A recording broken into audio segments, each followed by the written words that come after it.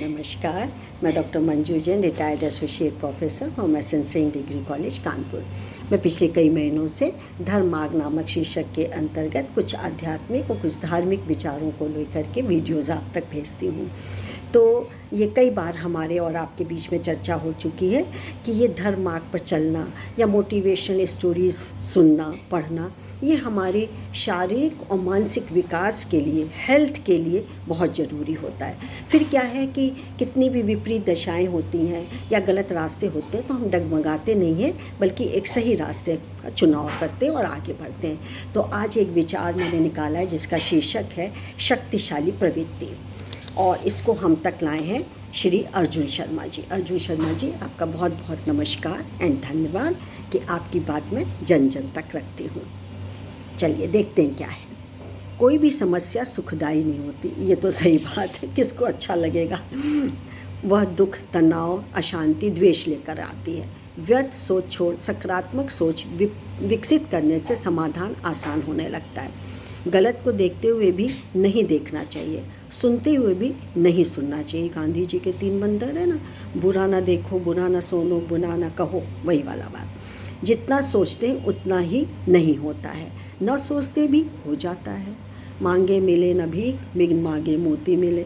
चाहते हुए न होना, न चाहते हुए हो जाना पूर्व कर्मों की निशानी, यानी हमारे प्रारब्ध और संचित कर्म हमको बताते हैं क्या करना है या कैसा जीवन हमारा होगा।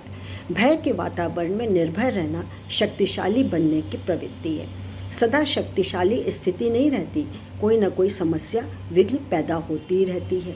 समस्याओं से घबराकर समय नष्ट नहीं करना चाहिए, इससे शांतिपूर्ण निवारण का प्रयास करना चाहिए। इसके लिए जहाँ भी संशय हो वहाँ समाधान रहना चाहिए।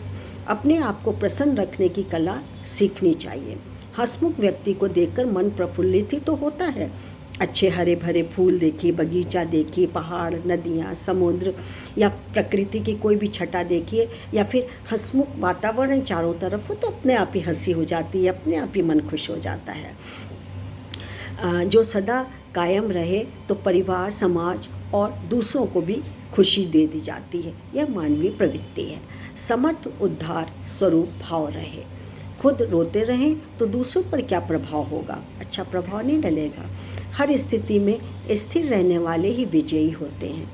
परमात्मा स्वरूप में स्थित रहने वाला परमात्मा के करीब हो जाते हैं या आ जाते हैं। शबरी, सुदामा, मीराबाई आदि अनेकों ऐसे उदाहरण हैं जिन्होंने प्रभु का स्नेह शक्तिशाली प्रवृत्ति द्वारा ही प्राप्त किया था। शक्तिशाली प्रवृत्ति दूसरों की भी प्रवृत्ति बदल देते हैं। सभी को स्नेहमयी व्यवहार, दुख में सहयोगी बनना दुश्मन को भी प्रिय बना देता है। अगर खुद उदास रहेंगे तो दूसरों की उदासी प्रसन्नता में नहीं बदल सकती है।